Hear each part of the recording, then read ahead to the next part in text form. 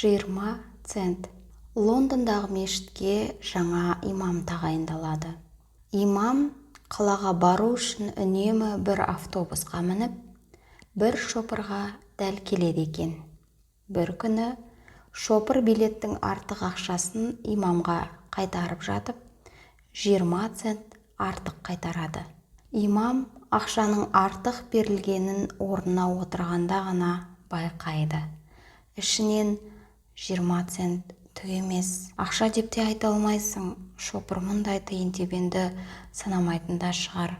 Оның үстіне 20 центке қарап қалатындай автобус паркінің бір күндік табысы аз емес деп ойлайды да, тиындарды жаратқанның сыйы деп өзіне қалдырмақшы болады. Автобус мешіттің алдына келіп тоқтайды. Имам есік жаққа жақындай бергенде ойынан қайтып шопырға «Маған артық ақша беріп қойыпсыз» деп 20 центті қайтарады. Шопыр имамға күлімсіреп қарап: Сіз мешіттің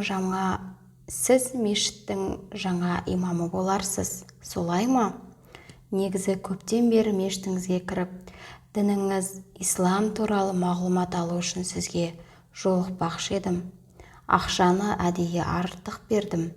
Не істейтініңізді байқап сынау үшін дейді.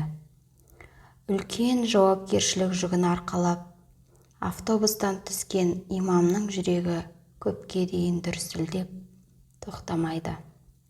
Басын көкке көтеріп: Жаратқаным, сәл қалғанда дінімді 20 центке сата жаздадым. Кешірші деп көздерінен мөлтілдеп жас ағады.